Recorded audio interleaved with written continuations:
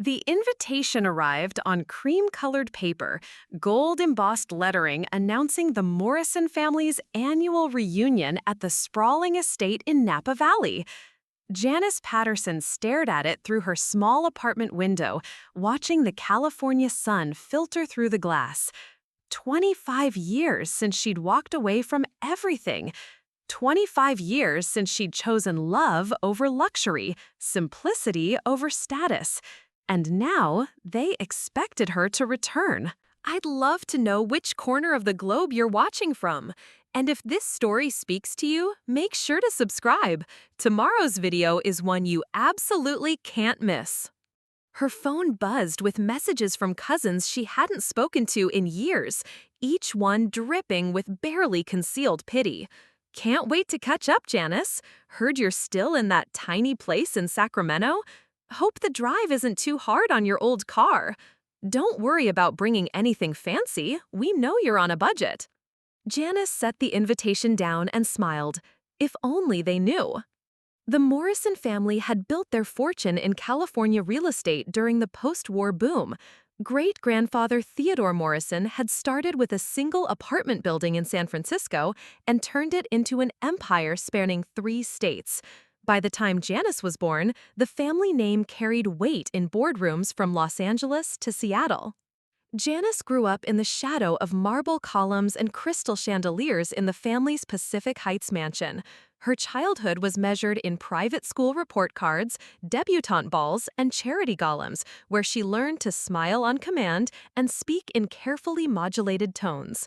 Every summer brought the family reunion to Aunt Victoria's wine estate in Napa, where cousins competed over who had achieved the most, acquired the most, and married the best. But Janice had always been different. While her cousin Sophia pursued her MBA and her cousin Bradley climbed the corporate ladder at Morrison Holdings, Janice studied literature at UC Berkeley. While they networked at country clubs, she volunteered at community centers. The family tolerated what they called her phase, confident she'd eventually come to her senses. Everything changed the summer Janice turned 23. She was supposed to marry Richard Blackwood III, heir to a pharmaceutical fortune and her father's hand-picked choice. The engagement had been announced in the society pages, the wedding planned for the following spring at Grace Cathedral. But 3 weeks before the reunion where the details would be finalized, Janice met Marcus Patterson. Marcus was installing a new irrigation system at the community garden where Janice taught children about growing vegetables. He wore work boots caped with soil and spoke with calloused hands about sustainable farming and environmental conservation. When he laughed, his whole face lit up, not the practiced smile of men who'd learned charm at prep schools. Their first conversation lasted 6 hours, sitting on overturned crates between rows of tomatoes and corn. Marcus told her about his plans to start an organic farm, about his dreams of revolutionizing agriculture through technology and sustainable practices. Janice found herself talking about books she'd read, ideas she'd never dared voice at family dinners, dreams beyond charity committees and social obligations. When she brought Marcus to meet her family, the temperature in the room dropped 20 degrees. Her father, William Morrison, looked at Marcus's calloused hands and worn jacket with barely concealed disgust. Her mother, Eleanor, made polite conversation about the weather while her eyes calculated exactly how much this would damage their social standing. "He seems nice, dear," Eleanor said later, the word nice pronounced like something distasteful. "But surely you understand this is just a temporary infatuation. Richard is waiting for you. Your future is secure with him." But Janice had already made her choice. She returned Richard's ring and moved out of the family mansion into a modest apartment near the university. The wedding announcement was quietly retracted from the newspaper. At the family reunion that year, she announced her engagement to Marcus Patterson, farmer and entrepreneur. Marcus was installing a new irrigation system at the community garden where Janice taught children about growing vegetables. He wore work boots caked with soil and spoke with calloused hands about sustainable farming and environmental conservation. When he laughed, his whole face lit up, not the practiced smile of men who'd learned charm at prep schools. Their first conversation lasted 6 hours, sitting on overturned crates between rows of tomatoes and corn. Marcus told her about his plans to start an organic farm, about his dreams of revolutionizing agriculture through technology and sustainable practices. Janice found herself talking about books she'd read, ideas she'd never dared voice at family dinners, dreams beyond charity committees and social obligations. When she brought Marcus to meet her family, the temperature in the room dropped 20 degrees. Her father, William Morrison, looked at Marcus's calloused hands and worn jacket with barely concealed disgust. Her mother, Eleanor, made polite conversation about the weather while her eyes calculated exactly how much this would damage their social standing. "He seems nice, dear," Eleanor said later, the word nice pronounced like something distasteful. "But surely you understand this is just a temporary infatuation. Richard is waiting for you. Your future is secure with him." But Janice had already made her choice. She returned Richard's ring and moved out of the family mansion into a modest apartment near the university. The wedding announcement was quietly retracted from the newspaper. At the family reunion that year, she announced her engagement to Marcus Patterson, farmer and entrepreneur. The reaction was swift and merciless. Uncle Charles, the current head of Morrison Holdings, delivered the ultimatum over cocktails on the terrace while the rest of the family watched in silence. "You have two choices, Janice. End this embarrassing charade and marry someone suitable, or accept that you're choosing to leave this family permanently. We won't be associated with this situation." Aunt Victoria, ever the diplomat, tried a softer approach. "Darling, think about your children's future. What kind of life can this man provide?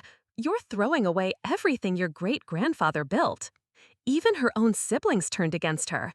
Her younger brother, James, then a senior at Stanford, refused to speak to her for months. Her sister, Catherine, made cutting remarks about throwing your life away for a gardener. But the worst came from her father. William Morrison called her into his study one final time, the same mahogany-paneled room where he taught her to read financial statements and understand property investments.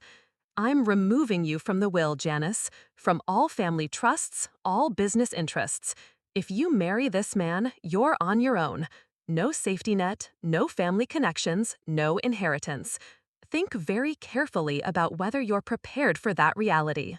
Janice looked around the study, at the oil paintings of her ancestors, at the shelves lined with first editions and financial reports, at the safe that contained documents worth millions. Then she thought about Marcus's laugh, about the way his eyes lit up when he talked about sustainable agriculture, about the life they could build together. "I understand, Dad, and I'm prepared." The small wedding took place in Marcus's hometown of Sacramento, in a community center decorated with flowers from local gardens. Janice wore her grandmother's simple pearl necklace, the one piece of family jewelry she'd taken with her, and a dress she'd bought off the rack. Her parents didn't attend, neither did her siblings or cousins. Only Marcus's family filled the modest venue, welcoming her with warmth the Morrisons had never shown to anyone outside their circle. Janice took Marcus's name and moved to a one-bedroom apartment near his experimental farm plots. She got a job teaching high school English and spent her evenings helping Marcus with business plans for his agricultural ventures. They grew their own vegetables, shopped at thrift stores, and drove a second-hand Honda Civic that Marcus kept running with YouTube tutorials and determination. To the outside world, especially to the Morrison family, it looked like Janice had fallen as far as someone could fall. From mansion to apartment, from society pages to obscurity, from unlimited wealth to clipping coupons and checking sale prices. The family whispered about her tragic mistake at their annual gatherings, using her as a cautionary tale about the dangers of rebellion. The years had been kind to Janice in ways that had nothing to do with money. She'd watched Marcus's passion for sustainable farming grow into something extraordinary, though the outside world remained largely unaware of the scope of his achievements. They'd raised 2 children in their small apartment, then eventually in a modest house with a large garden where they grew most of their own food. Janice had never asked for financial help from her family, never reached out when times were difficult, never complained about the life she'd chosen. She'd sent Christmas cards the first few years, but when they went unanswered, she'd stopped. Occasionally, she'd see mentions of her cousins in business magazines or society columns, but their lives felt as distant as another planet. The invitation to the reunion had surprised her. She'd assumed she'd been permanently erased from the family's memory. But apparently, someone had decided it was time to include the black sheep again, though the tone of the messages from her relatives made it clear they expected to find her broken, regretful, and desperate for reconciliation. Her cousin Sophia had texted, "Can't wait to see you, Janice. It's been so long. Hope you're doing well despite everything." Bradley had been more direct. "Mom says you might actually come this year. Should be interesting to catch up. Heard you're still in Sacramento." Even her sister Catherine had reached out. "I know things have been hard for you all these years. It'll be good to have you back in the family." As Janice read through the messages, she realized they all shared the same underlying assumption, that she'd spent 25 years regretting her choice, struggling financially, and desperately missing the luxury she'd given up. They were offering her pity wrapped in politeness, charity disguised as family warmth. She looked around her current home, still modest by Morrison standards, still furnished with pieces they'd collected over the years rather than inherited antiques. Marcus was in his study, working on something he'd asked her not to mention to anyone yet. Their children, now grown and successful in their own right, called regularly but lived their own lives. To anyone driving through their neighborhood, Janice Patterson looked exactly what the Morrison family expected. A middle-aged woman who traded everything for love and learned to live with the consequences. Her car was practical, her clothes simple, her lifestyle unremarkable.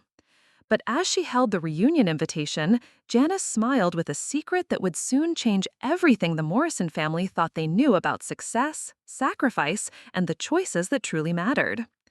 The reunion was in 3 days, and for the first time in 25 years, she was actually looking forward to seeing her family again. Janice loaded her overnight bag into the Honda Civic, the same model she and Marcus had driven for years, though this was actually their third one. Marcus kissed her goodbye in the driveway of their Sacramento home, his hands still smelling faintly of the soil from his morning work in their greenhouse. "You sure you don't want me to come?" he asked, though they both knew the answer. The Morrison family had made their feelings about Marcus decades ago, and this first reunion was something Janice needed to navigate alone. "I'll be fine," she said, adjusting the rearview mirror. "Besides, you have that conference call with Tokyo tomorrow morning." Marcus nodded, but she caught the flicker of something in his eyes. Not worry about her facing her family, but something else. Something he'd been carefully not talking about for weeks now. The mysterious phone calls, the documents he quickly closed when she entered his office, the way he'd been working later than usual. A lot of love and effort went into bringing this story to life. If you're enjoying it, we'd be so grateful if you'd subscribe to our channel. Now, back to where we left off. The drive to Napa Valley took her through familiar California landscapes, rolling hills that grew more manufactured and expensive with each passing mile.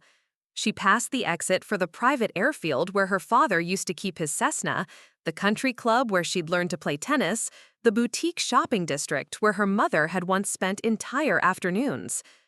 By the time she reached the gates of Victoria's estate, Janice could feel the weight of 25 years settling on her shoulders. The property had expanded since she'd last seen it, with new guest cottages and what looked like a wine-tasting pavilion. The main house, a sprawling Mediterranean-style villa, gleamed white against the valley backdrop.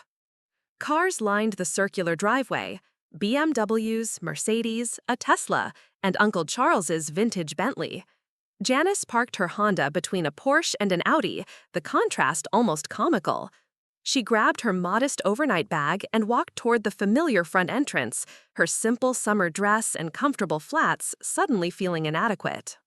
The housekeeper, Maria, answered the door with the same warm smile Janice remembered from childhood. "Miss Janice, so good to see you again after all these years." "It's Mrs. Patterson now, Maria, but thank you." Maria's eyes softened with understanding. She'd worked for the Morrison family long enough to know the story. "They're all out on the terrace having cocktails. Shall I announce it to you?" "No need. I'll find my way." The house felt both familiar and foreign. The artwork had changed, upgraded to more expensive pieces. The furniture was newer, more modern, but the basic layout remained the same. Janice could hear voices and laughter drifting from the back terrace, the sound of her family enjoying their reunion without her. She paused at the French doors leading outside, taking a moment to observe before making her entrance. There was Uncle Charles, now in his 70s, but still commanding attention as he held court near the outdoor bar.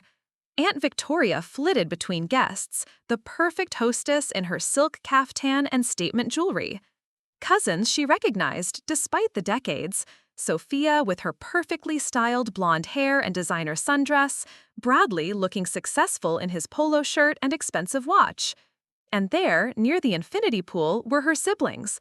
James, now a successful architect, was gesticulating enthusiastically as he told some story to a group of listeners. Catherine, impeccably dressed as always, was sipping white wine and nodding politely at something their cousin Margaret was saying. Janice took a deep breath and stepped onto the terrace.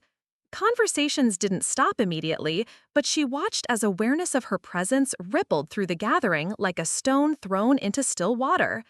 Heads turned, voices lowered, and suddenly she was the center of attention in a way that felt both familiar and uncomfortable. Victoria was the first to approach, arms outstretched in a theatrical display of welcome. "Janice, darling, you made it! You look—" She paused, clearly searching for the right word that wouldn't sound insulting. "You look, well, very natural." "Thank you, Victoria. The estate looks beautiful. You've expanded quite a bit." "Oh, yes, we added the wine pavilion last year. Charles thought it would be good for hosting corporate events. You know how it is, always thinking about business opportunities." Other family members began gravitating toward them, curiosity winning out over any lingering awkwardness.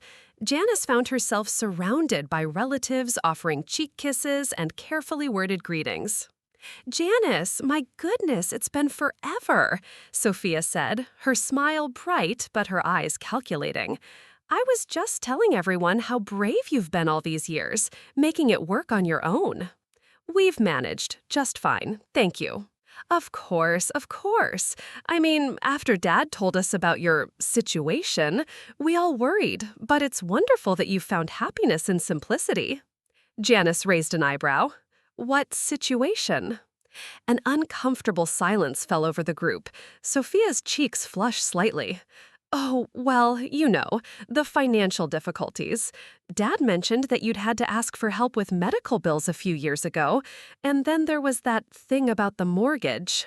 "I think there's been some confusion," Janice said quietly.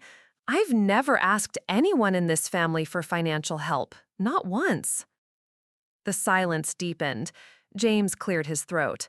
"Well, regardless, we're just glad you're here. It's time to heal old wounds, right?"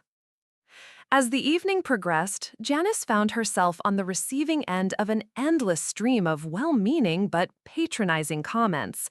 At dinner, seated at the far end of the table from the family patriarch, Uncle Charles, she listened as her relatives shared updates about their lives: acquisitions, promotions, exotic vacations, children attending Ivy League schools.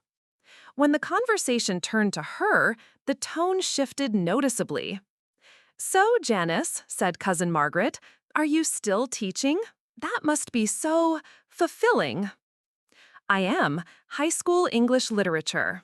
"How wonderful that you found something you could do without a graduate degree," Sophia added sweetly. "I mean, not everyone needs an MBA to make a contribution." Bradley leaned forward with what he probably thought was a helpful expression. "You know, if you ever need a reference for something better, maybe a private school position, I know people on some boards. The pay might not be much better, but the environment would be more suitable." "I'm quite happy where I am." "Of course you are, dear," Aunt Victoria interjected. "It's admirable how you've learned to be content with less. Not everyone can adjust the way you have." Catherine, her own sister, delivered perhaps the most cutting comment of all. I've always said you were the strongest one in the family, Janice. The way you've handled the disappointment, the reduced circumstances, it takes real character to accept that kind of change in lifestyle. After dinner, as the family gathered in the living room for coffee and after-dinner drinks, Uncle Charles finally acknowledged Janice directly. He approached with his characteristic commanding presence, brandy snifter in hand. Janice, it's been a long time. Hello, Charles. I hope you know there are no hard feelings about the past. Water under the bridge and all that. We're family, regardless of the choices that were made. How generous of you. If he caught the edge in her voice, he didn't show it. I've been thinking, actually. Morrison Holdings has been expanding our community outreach programs. Corporate social responsibility, you understand. We could probably find a position for you in our education initiatives. Entry level, of course, but it would be a steady income. Better benefits than public school teaching, I imagine. Janice sipped her coffee and studied her uncle's face. Even now, after 25 years, he couldn't help but assume she was struggling, that she needed his charity and his intervention in her obviously inadequate life. That's very thoughtful, Charles, but I'll have to decline. Think about it, he pressed. You're not getting any younger, and retirement planning on a teacher's salary, well, it can't be easy. This could be a real opportunity for security. Before Janice could respond, her phone buzzed with a text message.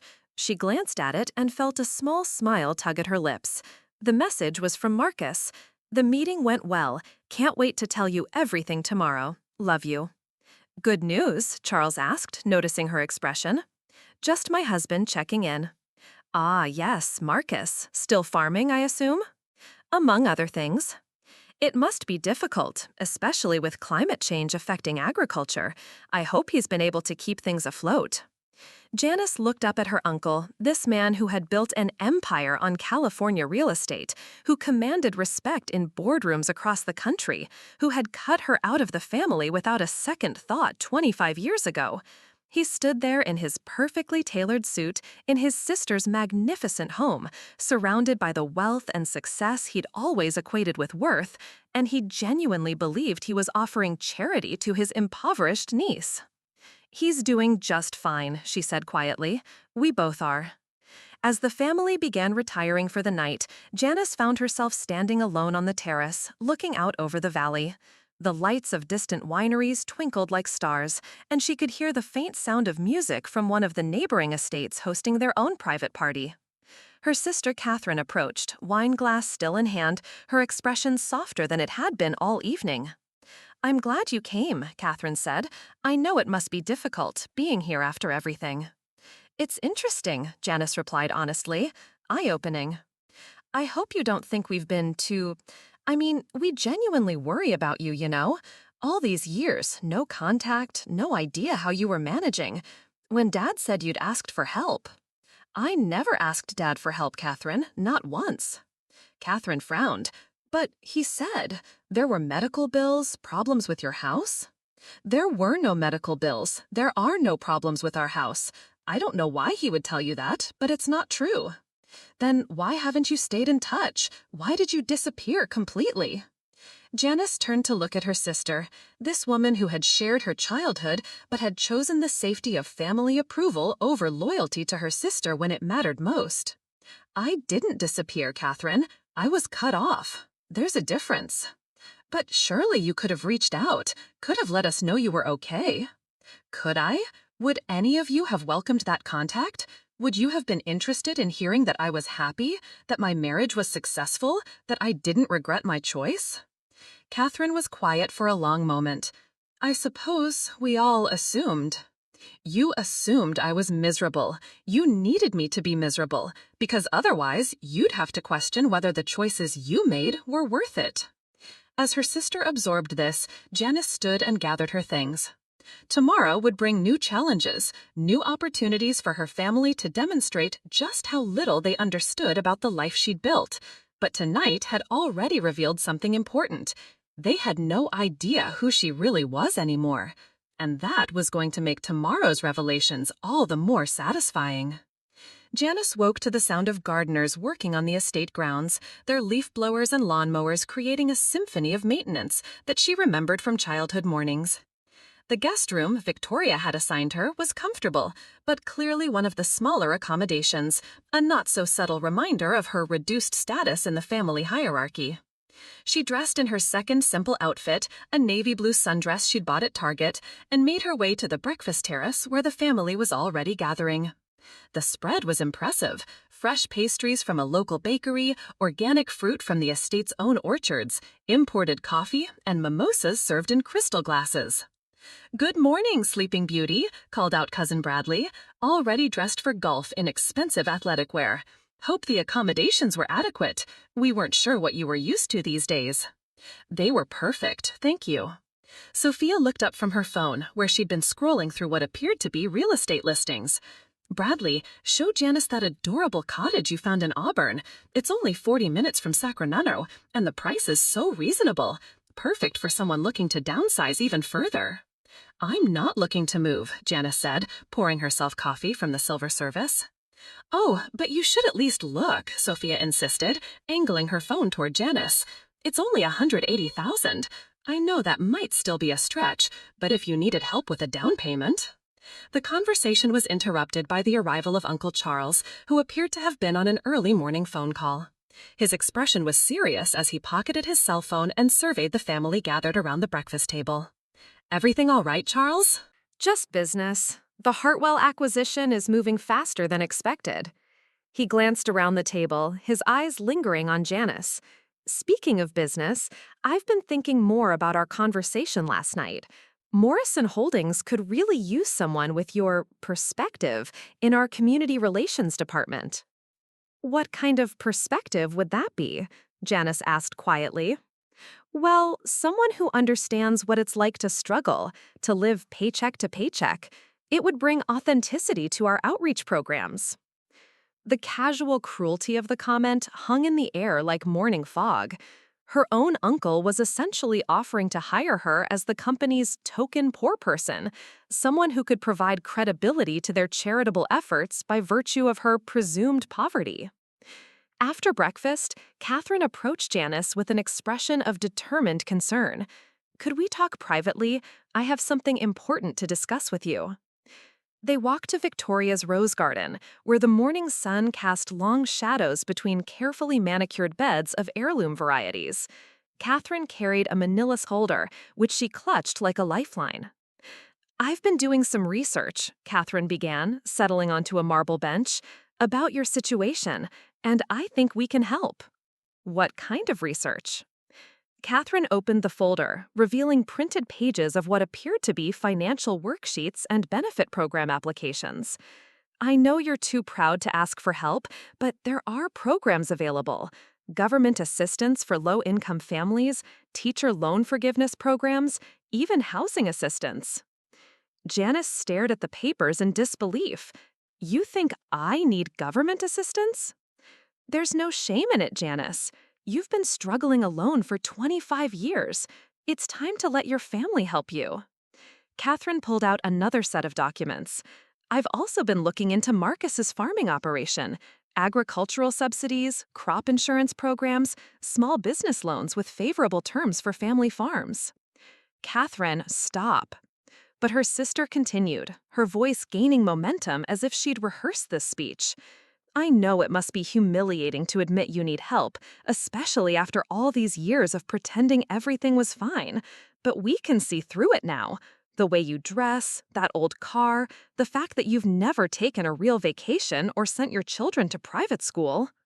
"How do you know what schools my children attended?" Catherine faltered for a moment. James did some research. We were worried, so we looked into things. Public records, that sort of thing." The full scope of what her family had been doing began to dawn on Janice. "You investigated me?" "We cared about you. We wanted to make sure you were safe, that you weren't in serious trouble. And what we found," Catherine's voice dropped to a whisper, "that tiny house in Sacramento, Marcus's failing farm operation, your salary as a public school teacher. We realized how desperate things must be." That afternoon, while Janice was reading by the pool, she noticed clusters of family members engaged in hushed conversations that stopped whenever she approached. There was an energy in the air, a sense of conspiracy that made her increasingly uncomfortable. James found her first, his architectural training evident in the way he examined problems from multiple angles. "Hey, sis, mind if we chat?" "Of course." He settled into the chair beside her, his expression serious. "Catherine told me about your conversation this morning. I want you to know that whatever you decide, I support you." "What decision?" "About accepting help. I know it's hard to swallow your pride after all these years, but family is family. We should have reached out sooner." Before Janice could respond, the rest of the family began gathering around the pool area, as if responding to some invisible signal. Victoria appeared with a bottle of champagne and an expression of forced celebration. Uncle Charles carried a leather portfolio that looked official and expensive. "What's going on?" Janice asked, though she was beginning to suspect. "We've been talking," Uncle Charles announced, his voice carrying the authority he'd always wielded in family matters. "And we've come to a decision. It's time to bring you back into the family properly." He opened the portfolio and withdrew a set of legal documents. "I'm prepared to offer you a position as Director of Community Relations at Morrison Holdings. Starting salary of $85,000, full benefits, company car. It's a generous offer for someone with your background." "Charles." "But that's not all," Victoria interrupted, practically vibrating with excitement. "I've spoken to the board of directors at Hillcrest Academy. They're willing to interview you for a position teaching English literature. It's a significant step up from public school." Sophia stepped forward with her own contribution. "And I found the perfect house for you in Marcus. It's in a lovely neighborhood, much safer than where you are now. I could help you with the mortgage application, maybe co-sign if needed." The family stood around her in a semicircle, their faces glowing with the satisfaction of good deeds planned and charity dispensed. They looked like a Norman Rockwell painting of American generosity, except Janice felt more like a project than a family member. "You've all put a lot of thought into this," she said carefully. "We have," James confirmed. "We realized we made mistakes 25 years ago. We should have supported your choice, even if we didn't understand it. This is our chance to make things right." "What about Marcus?" Uncle Charles consulted his papers again. "I've looked into agricultural consulting opportunities. Morrison Holdings has interests in sustainable development projects. We could probably find something for him in our environmental department. Entry level, of course, but it would be steady work." Bradley stepped forward with what appeared to be a prepared speech. "There are a few conditions, of course. We'd need you both to relocate to the Bay Area, and Marcus would need to, well, let's say, upgrade his appearance. Corporate culture is important at Morrison Holdings." "You want him to change how he looks?" "Nothing drastic," Sophia assured her. "Just more professional. Suits instead of work clothes, maybe a haircut at a decent salon. Image matters in business." Catherine added her own requirement. "And we'd want you both to be more involved in family activities.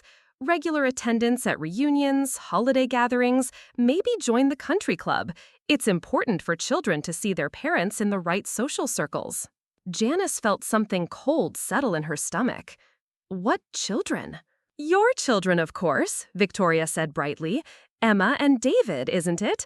They're adults now, but it's never too late for them to benefit from family connections. I'm sure we could help with their careers, maybe find them better opportunities." The realization hit Janice like a physical blow. Her family hadn't just investigated her, they'd investigated her children. They knew their names, probably knew where they worked, where they lived, what they'd accomplished on their own. "You've been watching my family?" she said, her voice dangerously quiet. "Monitoring," Uncle Charles corrected. "It's called due diligence. We needed to understand the full scope of the situation before we could offer appropriate assistance." "What situation?" The family exchanged glances, and Janice could see them making calculations, deciding how much truth she could handle. Margaret spoke up from the back of the group. Janice, sweetie, we know about the bankruptcy scare 3 years ago. We know about Marcus's failed crops and the loan defaults. We know you've been taking on extra tutoring jobs just to make ends meet. We know about the medical bills when Emma broke her leg, how you had to take out a second mortgage to cover the costs. James nodded gravely. We even know about the nights you've cried yourself to sleep, wondering if you made the right choice all those years ago. Janice stared at them in amazement. Not one word of what they'd said was true. There had been no bankruptcy scare, no failed crops, no medical crises, no second mortgage, and certainly no sleepless nights full of regret. Her family had constructed an elaborate fiction about her life, built on assumptions and reinforced by their need to believe she was suffering. "Where did you get this information?" she asked. Uncle Charles looked uncomfortable for the first time. "We hired a private investigator, Harrison and Associates, very discreet, very thorough. And this investigator told you all of these things?" "The facts speak for themselves," Bradley said defensively. "Your address, your income, Marcus's business records, it's all documented." Janice pulled out her phone and scrolled through her messages until she found what she was looking for. "I got a text from Marcus last night. He mentioned that the meeting went well and he had news to share." "Probably another loan application," Catherine said sympathetically. "Or maybe a new client for the farm," Victoria added hopefully. Janice looked around at her family. These people who shared her DNA, but understood nothing about her life, her choices, or her happiness. They had spent money to investigate her, crafted elaborate rescue plans based on false assumptions, and now stood before her offering charity wrapped in the ribbon of family reconciliation. "You want to know what Marcus's meeting was about?" she asked. They nodded eagerly, prepared to hear about some small agricultural contract or part-time consulting work that might supplement their struggling income. Janice smiled for the first time since arriving at the reunion. "He'll be here tomorrow to tell you himself." The family looked puzzled but pleased. Finally, they would meet this man who had supposedly ruined their daughter's life. And perhaps they could help him understand how much better things could be if he simply accepted their guidance. They had no idea what was coming. The next morning brought an unusual tension to the Morrison estate. The family moved through their routines with the anticipation of people waiting for a show to begin. Uncle Charles had arranged for Marcus to arrive during the late morning, timing it perfectly with what he called the intervention. Janice sat on the terrace with her coffee, watching her relatives prepare for what they clearly saw as their moment of triumph. Victoria fussed over flower arrangements as if she were staging a photo shoot. Sophia had changed outfits 3 times, finally settling on what she called approachable but successful. Even the staff seemed to sense something significant was happening. "Are you nervous about seeing Marcus again after being apart?" Catherine asked, settling beside her sister. "I know it's only been 2 days, but given your circumstances, you must miss the support." "I'm looking forward to seeing my husband, yes." "Of course, and I'm sure he'll appreciate meeting the family properly this time, under better circumstances. Charles has prepared a very generous offer. Marcus would be foolish not to accept it." James appeared with his tablet, showing what appeared to be financial projections. "I've been running some numbers on agricultural consulting fees. If Marcus takes the position with Morrison Holdings, you'd be looking at a 300% increase in household income. Combined with your new salary, you've calculated our potential earnings?" Just rough estimates, but the improvement in your quality of life would be dramatic. Better health care, retirement planning, maybe even a family vacation that doesn't involve camping. The casual mention of camping revealed another assumption her family had made about her life. They'd constructed an elaborate narrative where every choice she and Marcus made was driven by financial necessity rather than preference. At exactly 11 o'clock, a black sedan pulled into the circular driveway. Janice watched from the terrace as Marcus stepped out, and she had to suppress a smile at her family's reaction. Even from a distance, she could see their surprise. Marcus wore a simple button-down shirt and khakis, his version of dressing up, but there was something different about his bearing, a confidence that hadn't been there 25 years ago when he'd first met the Morrison family. Age had been kind to him, adding silver to his temples and lines around his eyes that spoke of years spent outdoors and laughing. But what really caught the family's attention was the man who got out of the passenger side. Tall, impeccably dressed in a tailored suit, he moved with the fluid precision of someone accustomed to boardrooms and high-stakes negotiations. "Who's that with him?" Bradley asked, squinting across the lawn. "I have no idea," Victoria replied, though her voice carried a note of concern. The two men walked toward the house together, Marcus pointing out features of the landscape, while his companion nodded and made what appeared to be appreciative comments. There was an easy familiarity between them that suggested this wasn't their first meeting. Maria appeared to announce their arrival. "Mrs. Patterson, your husband and his guest are here." "Thank you, Maria. We'll be right there." As the family filed into the main living room, Janice could feel the nervous energy building. Uncle Charles had positioned himself behind the large mahogany desk, a power move she remembered from childhood, while the rest of the family arranged themselves in supporting positions around the room. Marcus entered first, his eyes immediately finding Janice's. The smile that passed between them carried 25 years of shared jokes, quiet moments, and unshakable partnership. He crossed to her and kissed her cheek, a gesture so natural and affectionate that several family members shifted uncomfortably. "Hello, beautiful. Miss me?" "Always." "Marcus," Uncle Charles said, his voice carrying the tone he'd once used to address household staff. "Thank you for joining us. I believe we have much to discuss." "Actually," Marcus replied, turning to face the room, "I'd like you to meet someone first. This is David Chen, my business partner." The impeccably dressed man stepped forward with a smile that was both warm and sharply intelligent. "Mr. Chen, pleased to meet you all. I've heard so much about the Morrison family over the years." Uncle Charles frowned. "Business partner?" "David and I have been working together for the past 15 years, Marcus explained. "He handles the corporate side of our operations, while I focus on research and development." "Operations?" Sophia asked, clearly confused. "But you're a farmer." David Chen laughed, a sound that managed to be both polite and slightly condescending. "Among other things, yes, but Patterson Agricultural Solutions is considerably more than a family farm." Uncle Charles decided to take control of the conversation before it could veer further off script. "Well, regardless of your current arrangements, I think you'll find our offer quite attractive. Morrison Holdings is prepared to offer both of you positions with excellent growth potential." "How generous," Marcus replied, his tone neutral. "What kind of positions?" "Agricultural consulting for you, community relations for Janice. Starting salaries, benefits package, company cars. A significant upgrade from your current situation." Marcus exchanged a glance with David Chen, and Janice caught the hint of amusement in both their expressions. "Mr. Morrison," David said carefully, "I think there may be some misunderstanding about Marcus and Janice's current situation." "No misunderstanding at all," Bradley interjected, pulling out his tablet. "We've done our research. Patterson Agricultural Solutions shows minimal revenue, primarily small-scale organic farming. Marcus's personal income barely reaches the poverty line for California."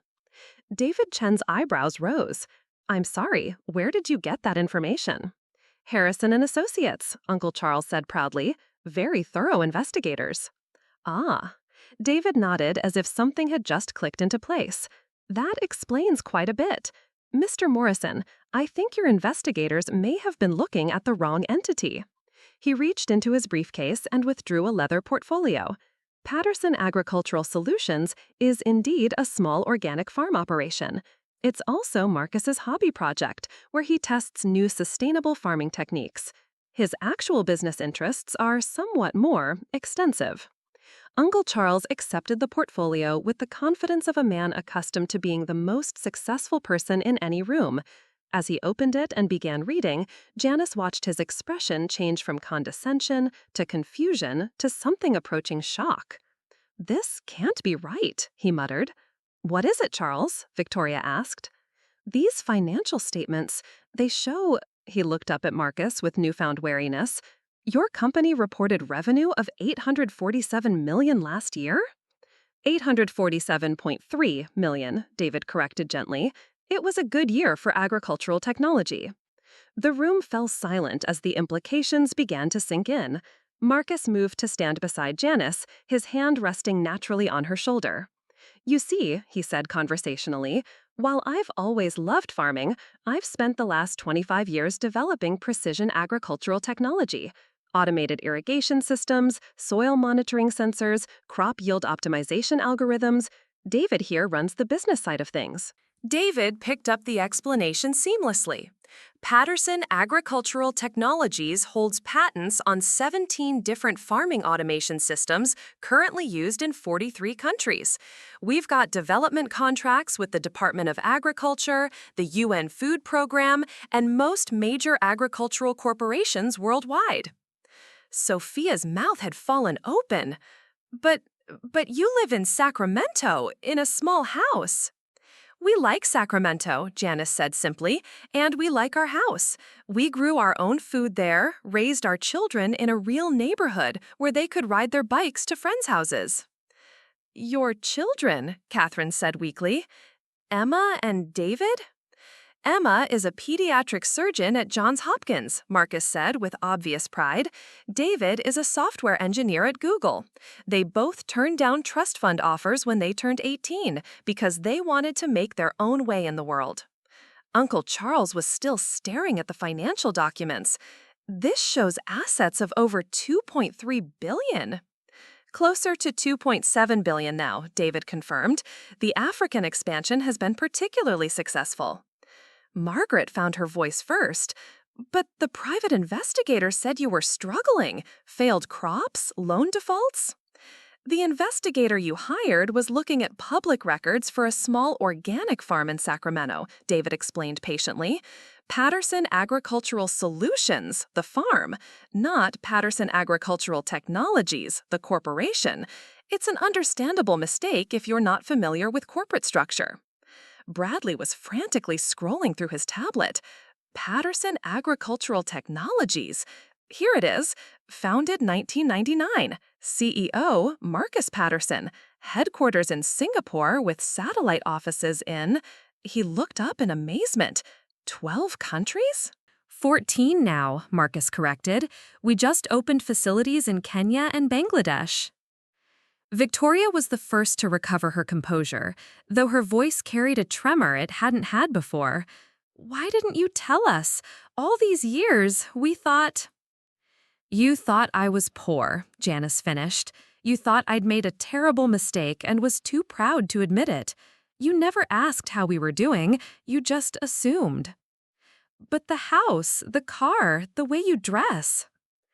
We like our life simple, Marcus said.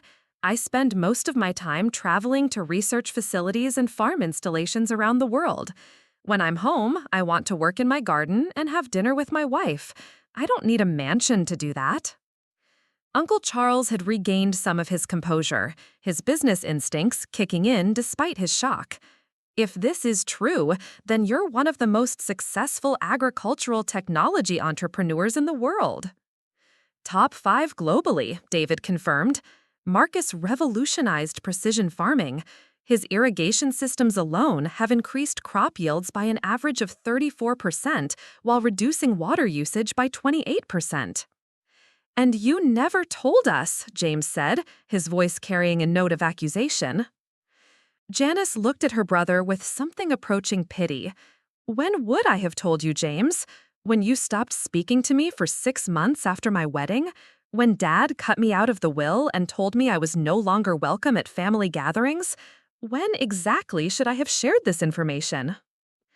The room fell silent as the family grappled with the magnitude of their miscalculation. For 25 years, they had pitied Janice, constructed elaborate rescue fantasies, and congratulated themselves on their superior choices. Now they were faced with the reality that the family black sheep had not only survived, but had built an empire that dwarfed even Morrison Holdings. Uncle Charles closed the portfolio and set it carefully on the desk. When he looked up, his expression had changed completely. The paternal condescension was gone, replaced by the sharp calculation of a businessman recognizing a new player in the game. "Marcus," he said carefully, "I owe you an apology. Clearly, we've been operating under false assumptions. Clearly. I wonder if we might discuss potential collaboration opportunities between our companies. Morrison Holdings has extensive West Coast real estate holdings that could be ideal for agricultural technology installations. Janice felt Marcus's hand tighten slightly on her shoulder. This was the moment she'd been waiting for, the moment when her family's true nature would reveal itself completely. Faced with evidence of Marcus's success, would they finally show genuine remorse for their treatment of her? Or would they simply pivot to try to profit from the relationship they'd spent decades scorning? The answer came faster than she'd expected. "We should talk," Uncle Charles continued, his voice taking on the enthusiasm he usually reserved for promising business deals. "Our development projects in the Central Valley could benefit tremendously from your technology. And with Janice as the family connection—" He trailed off as he realized what he was saying, but the damage was done. Even now, faced with the complete collapse of their assumptions about Janice's life, Uncle Charles's first instinct was to figure out how to make money from the situation. Marcus's smile was sharp as a blade. "How interesting that you mentioned Janice as a family connection. I was under the impression she'd been disowned 25 years ago." The silence that followed was deafening. And in that silence, Janice realized that the true confrontation was just beginning. The silence stretched until David Chen cleared his throat diplomatically. "Perhaps we should give everyone a moment to process this information." Uncle Charles had recovered his businessman's composure, but Janice could see the calculations running behind his eyes. "Of course, this is quite a revelation. I think we all need to reassess our understanding of the situation." "What situation would that be?" Marcus asked mildly. Well, clearly, we've been misinformed about your circumstances, but that doesn't change the fact that you're family. Uncle Charles gestured broadly, as if the previous 25 years of rejection could be swept away with a hand wave. We should have stayed in better touch. Sophia, who had been unusually quiet during the revelations, suddenly found her voice. "I think what Uncle Charles means is that we made assumptions based on incomplete information, but we're family, and family should stick together." Marcus's laugh was dry. "Interesting definition of family. I don't recall any Christmas cards or birthday calls over the past quarter century." Catherine stepped forward, her face flushed with embarrassment and something that might have been anger. "You can't blame us for not knowing the truth when you never told us.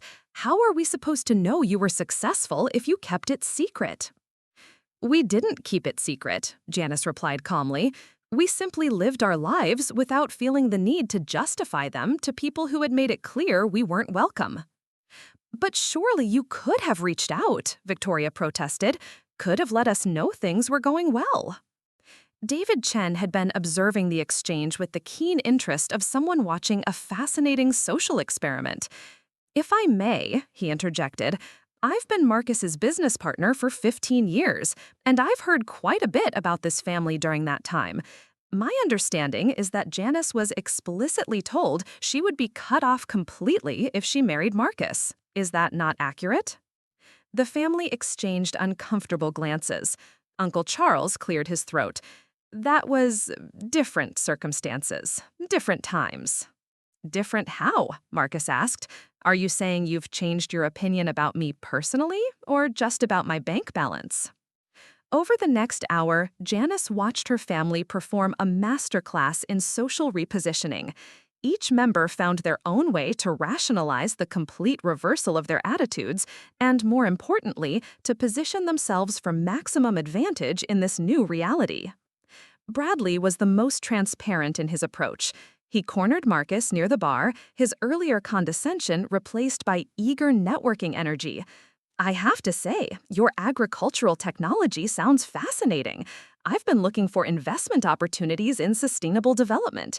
Maybe we could discuss some possibilities." "Investment opportunities?" Marcus repeated. "Well, yes. I mean, expansion into new markets always requires capital, right? And I have extensive connections in California real estate development. We could probably find some synergies. Margaret took a different approach, focusing on Janice directly. I've been thinking about our conversation yesterday, and I realize I may have come across as patronizing. That wasn't my intention at all. I was just concerned about my family. Of course. In fact, I've always admired your independence, the way you followed your heart instead of just doing what was expected. It takes real courage. Margaret paused, then added carefully, I hope you know that if you ever want to get more involved in the family business side of things, your perspective would be invaluable. Even James, her own brother, couldn't resist the pull of potential opportunity. He approached with his tablet, showing architectural renderings. I've been working on some sustainable building designs that incorporate agricultural technology, indoor farming facilities, water reclamation systems. I'd love to get your opinion on the feasibility. From a business perspective, Janice asked, well, if there were opportunities for collaboration, that would be wonderful, but primarily I'm interested in your expertise.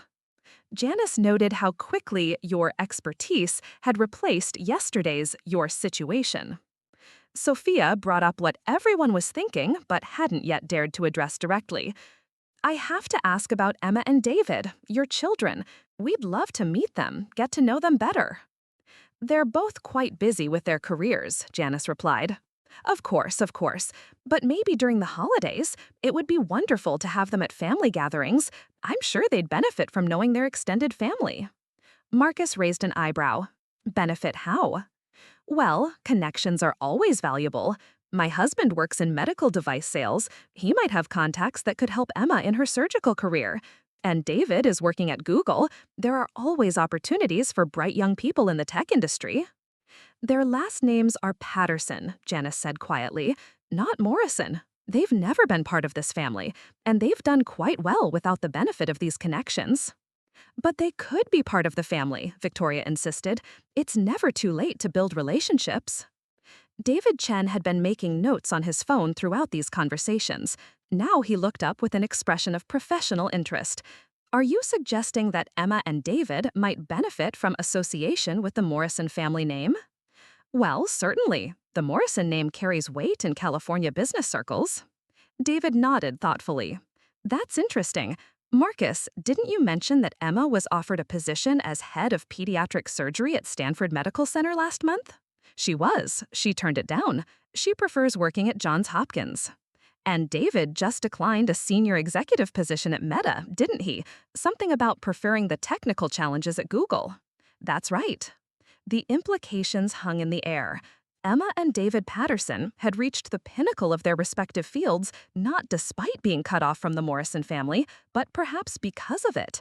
They had been free to pursue excellence without the burden of family expectations or the safety net that might have made them complacent. Uncle Charles, who had been largely quiet during the family's individual attempts at reconciliation, finally addressed the elephant in the room. Marcus, I hope you understand that our initial reaction to your relationship with Janice wasn't personal. We were concerned about her future security. Were you?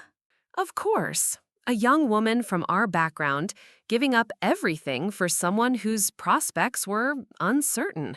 We thought we were protecting her. Marcus leaned back in his chair, completely relaxed despite being the center of attention from a room full of people who had spent decades considering him unworthy of their notice. Tell me, Charles, when exactly did you become concerned about Janice's security? Was it before or after you cut her out of the family will? That was meant to make her reconsider, to help her understand the seriousness of her choice. Ah, so it was a bluff? Uncle Charles shifted uncomfortably. We hoped she would come to her senses. And when she didn't? Well, we maintained our position. For 25 years? Yes. Including when she sent birth announcements for her children?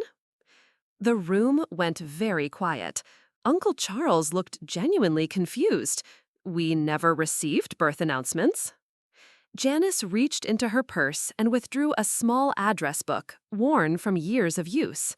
She flipped through it until she found what she was looking for. I sent announcements to every family member when Emma was born in 2001, and again when David was born in 2003. To this address, Uncle Charles, to your address, Victoria, to all of you. She had been keeping records. For 25 years, she had documented every attempt at contact, every olive branch extended and ignored, every milestone she had tried to share with the family that had rejected her. Catherine looked stricken. We never received them. You never received them, or you threw them away unopened when you saw they were from me. The silence that followed was answer enough. David Chen had continued taking notes throughout the conversation, and now he set down his phone with a thoughtful expression. This is fascinating from a business psychology perspective. You've essentially created a case study in cognitive dissonance. How so? Victoria asked, though she looked like she wasn't sure she wanted to know the answer. Well, you spent 25 years constructing a narrative about Janice's life that supported your original decision to cut her off. She was struggling financially, regretted her choice, and needed your help. This narrative allowed you to maintain that your original judgment was correct, while also positioning yourselves as generous and forgiving. He gestured to the documents Uncle Charles still held. But when presented with evidence that contradicts this narrative, your first instinct isn't to acknowledge the error in judgment. Instead, you immediately begin repositioning to take advantage of the new information. Marcus nodded approvingly. David has a PhD in behavioral economics from Wharton. He finds family dynamics professionally interesting. The fascinating part, David continued, is that none of you have actually apologized. You've explained, rationalized, and pivoted to opportunity, but no one has said, "I'm sorry we treated you badly." The observation landed like a physical blow. The family looked around at each other, each waiting for someone else to be the first to admit fault. Finally, James spoke up. "I'm sorry, Janice. I was young and stupid, and I was wrong." It was a start, but as Janice looked around the room at the faces of her family members, some embarrassed, some calculating, some still struggling to process the magnitude of their miscalculation, she realized that apologies were only the beginning. The real question wasn't whether they were sorry for misjudging her success. The real question was whether they were sorry for how they had treated her as a person. And that answer would determine whether there was any possibility of rebuilding relationships that had been broken for 25 years. "Thank you, James," she said quietly, "but I think we need to talk about what happens next." Because the revelations were far from over. The evening air carried the scent of Victoria's prize-winning roses as the family gathered on the terrace for what everyone sensed would be the final act of this reunion drama. Uncle Charles had spent the afternoon making phone calls, his voice carrying through the house as he spoke in urgent tones about missed opportunities and damage control. Janice sat beside Marcus, watching her family arrange themselves in what looked like a carefully choreographed intervention. They had clearly spent the day strategizing, deciding on their final approach to salvage something from this debacle. "Before we continue," Uncle Charles announced, "I want to address the elephant in the room. We made mistakes, serious mistakes in judgment, and we're prepared to make amends." "What kind of amends?" Marcus asked. Victoria stepped forward with a leather portfolio that matched the one Uncle Charles had been carrying. "We've prepared a formal proposal for bringing you both back into the family. Full restoration of inheritance rights, retroactive to the original will, board positions at Morrison Holdings, and—" She paused dramatically, clearly expecting this next part to be the clincher. "We're prepared to offer Emma and David full trust funds, $2 million each, available immediately, with additional provisions for their children when they have them." The silence that followed was broken only by the distant sound of sprinklers starting up in the vineyard. "That's very generous," Janice said carefully. We thought you'd be pleased, Sophia added quickly. I mean, regardless of your personal success, securing your children's future is always important. Marcus leaned forward with genuine curiosity. "Tell me, What exactly would these board positions entail?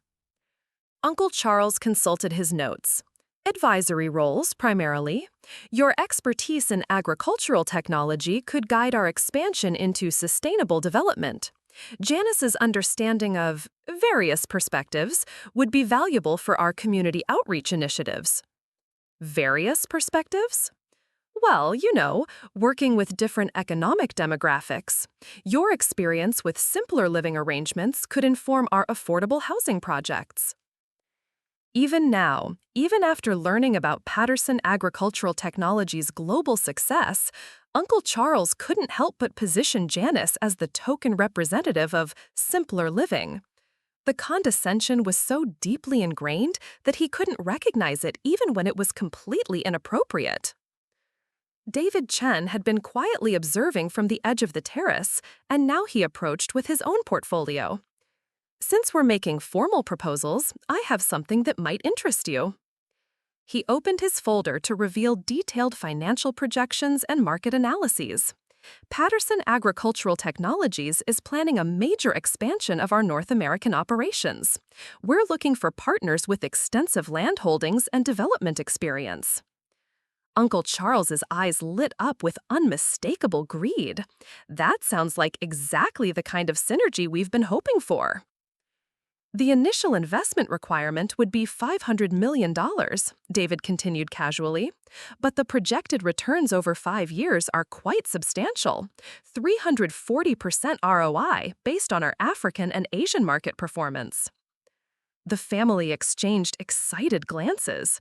This was the kind of opportunity that could transform Morrison Holdings from a regional real estate company into a major player in international agriculture.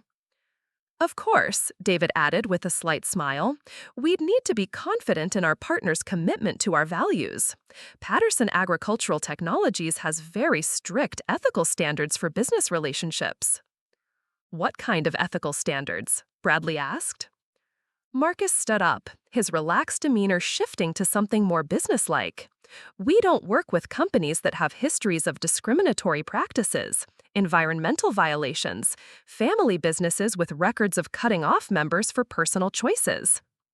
The implication hit like a sledgehammer. But that's different, Catherine protested. That was personal, not business. Actually, Janice said quietly, that was exactly business. Dad cut me off specifically because he thought my choice would damage the family's business reputation. Remember? We won't be associated with this situation. Uncle Charles sputtered. That was 25 years ago, completely different circumstances. Was it? Marcus asked. Because from where I'm sitting, it looks like the same pattern. When you thought I was poor, you wanted nothing to do with us. When you learned I was successful, you immediately started calculating how to profit from the relationship. That's not family. That's opportunism. Victoria tried one last desperate gambit. But we're offering to make everything right. Full inheritance restoration, board positions, trust funds for your children. What more could you want? Janice looked around at these people who shared her DNA but had never understood her heart. I want you to explain why you think money fixes 25 years of rejection. It's not just money, James said. It's an acknowledgement, recognition that we were wrong. Are you wrong, though? Marcus challenged. Or are you just sorry you missed out on a profitable relationship? The question hung in the air like smoke from a dying fire. Sophia tried to salvage the situation. Look, maybe we can't undo the past, but we can build a better future for all of us, for your children, for their children. My children, Janice said slowly, have never needed anything from this family. They built their own success, made their own connections, created their own opportunities. They're not interested in your trust funds or your business networks. How can you be sure? Uncle Charles demanded. You should at least give them the choice. Marcus pulled out his phone. Actually, let's ask them. He dialed a number and put the phone on speaker. After 2 rings, a young woman's voice answered. Hi, Dad. How's the family reunion going? Hi, sweetheart. I'm here with your mother and her family. We've been having some interesting conversations about the past and the future. Oh, this should be good. Emma's voice carried a note of dry humor that reminded everyone exactly whose daughter she was. Let me guess, they just found out about Pat and now they want to be best friends? The family looked stunned that she already knew. Mom's been sending us updates. David and I have been placing bets on how long it would take them to offer us money once they realized you weren't actually the poor farmer they thought you were. And what was your guess? Janice asked, laughing despite herself. David said within 6 hours of the revelation. I said by the end of the day. Looks like David wins.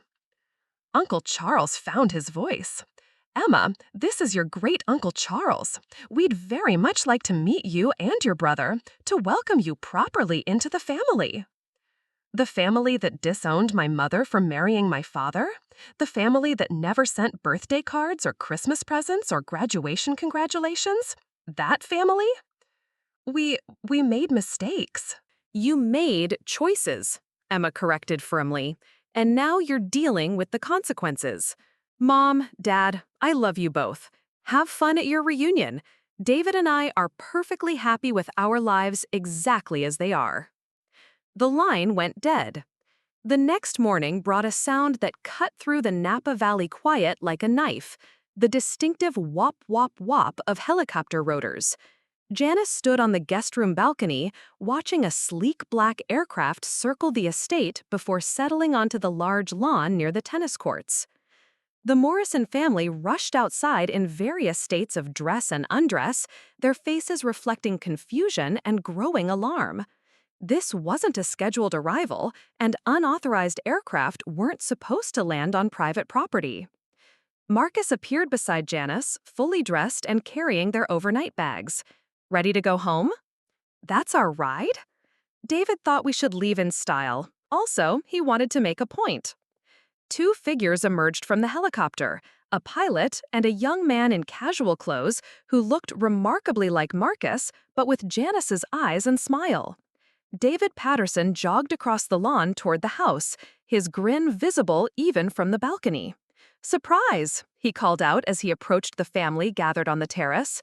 "Sorry I'm late. Had to fly in from Mountain View for a board meeting."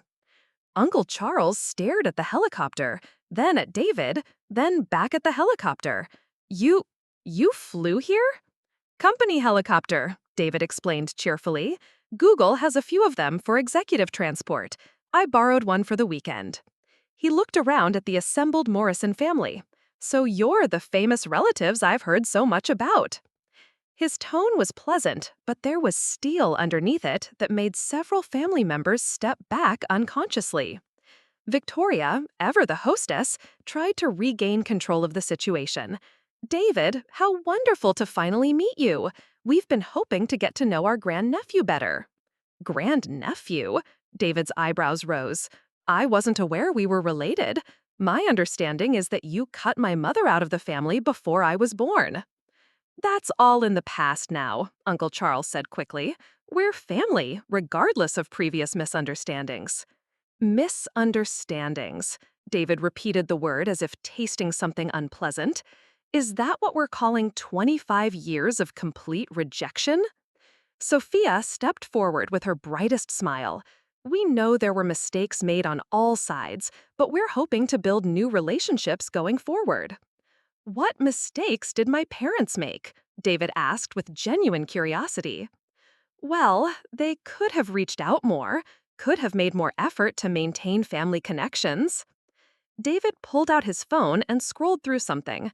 "That's interesting, because according to the records my mom kept, she sent birth announcements when Emma and I were born, graduation announcements when we finished high school and college, wedding invitations when she and Dad renewed their vows for their 20th anniversary, Christmas cards every year until 2010. He looked up from his phone. "Which specific outreach efforts were you referring to?" The family had no answer. Marcus and Janice made their way down to the terrace, where the helicopter's rotors continued turning at idle speed. The pilot remained at his post, clearly ready to depart at a moment's notice. We should be going, Marcus announced. David has to get the helicopter back, and we have dinner plans in Sacramento. Wait, Uncle Charles said desperately. We haven't finished our discussions. The business partnership opportunities, the family reconciliation. Actually, David said, pulling out an official-looking document, I have something that might interest you. Dad asked me to look into Morrison Holdings as a potential business partner. Uncle Charles perked up immediately. Excellent. What did you find?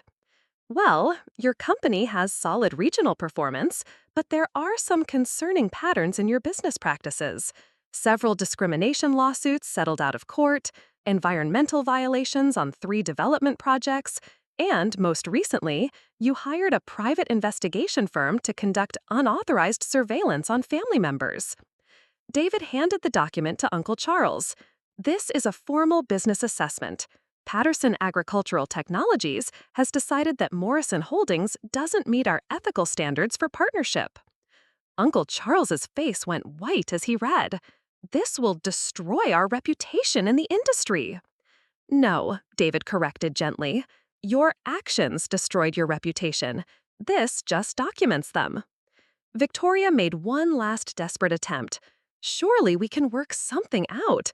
Family should help the family. Janice looked around at these people she had once loved, these relatives who had shaped her childhood and haunted her young adulthood. For 25 years, she had wondered if she'd made the right choice.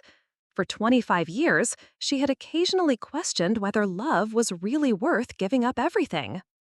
Now, she had her answer. You're right, she said quietly. Family should help family.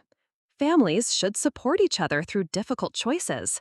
Families should celebrate each other's successes and comfort each other through failures. Families should choose love over money, loyalty over reputation, and people over profit. She paused, letting the words sink in. You are not my family. You're people who share my last name and some genetic material. My family is Marcus, who has spent 25 years showing me every day that I made the right choice. My family is Emma and David, who built their own success because we taught them that worth comes from character, not connections. My family is the community we created in Sacramento, the friends who celebrated our victories and supported us through challenges. Marcus took her hand. Ready to go home? More than ready. As they walked toward the helicopter, Uncle Charles called out one final time. Janice, if you change your mind, if you ever need anything. She turned back to face him. Charles, I hope you find whatever it is you're really looking for, but you won't find it in money or business deals or family connections that exist only when they're profitable. The helicopter lifted off smoothly, rising above the manicured perfection of the Morrison estate. Through the aircraft's windows, Janice could see her families standing on the terrace, growing smaller with distance until they disappeared entirely. David, who was co-piloting, spoke through the headset. So, how do you feel, Mom? Any regrets? Janice looked at Marcus, at her son, at the California landscape spreading out below them. She thought about their modest house in Sacramento, with its vegetable garden and comfortable furniture. She thought about Emma, probably saving a child's life in a Baltimore hospital at this very moment. She thought about the life they had built together, brick by brick, choice by choice, without apology or compromise. No regrets, she said firmly. Not a single one. 6 months later, the Morrison family reunion made headlines in the San Francisco Chronicle business section. Not for their real estate developments or their charitable contributions, but for the federal investigation into their business practices that had been triggered by David Patterson's business assessment report. Uncle Charles was quoted as saying, "This is clearly retaliation for family disagreements. We're being persecuted for personal conflicts." But Janice never saw the article. She was too busy living her life, teaching her students, tending her garden, and planning the celebration for Marcus's latest patent approval. The family reunion had taught her something valuable. She had been right 25 years ago when she chose love over luxury, and she was right again now when she chose integrity over inheritance. Some stories don't end with reconciliation. Some stories end with the protagonist finally understanding that they never needed fixing in the first place. And sometimes, the most triumphant ending is simply the courage to walk away from people who will never understand your worth and return to the life you built with those who do. As the helicopter had disappeared over the Napa Valley hills, carrying Janice back to her real life, the Morrison family was left standing on their perfect terrace in their perfect estate, finally understanding what they had really lost 25 years ago and what they would never get back. Looking for more? We've got two amazing stories ready for you right on screen. If this one touched you, these are absolutely worth your time. Click to watch them now. And hey, subscribe and hit that bell to never miss our latest uploads.